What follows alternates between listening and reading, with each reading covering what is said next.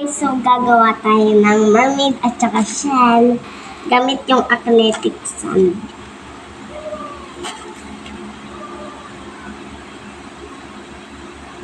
Kulang yata yung acrylic sand dito sa mermaid.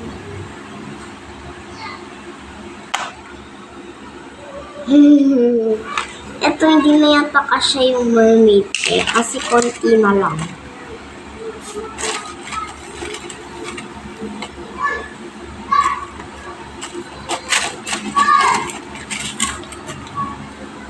Kasya pa. Kasya. Yan. Tapos, saanahin natin. Yan. Okay. Ito, meron tayong ito. Ito parang kutsara siya. Tapos ito, matulis. Ito kutsilyo. Tapos, ito naman.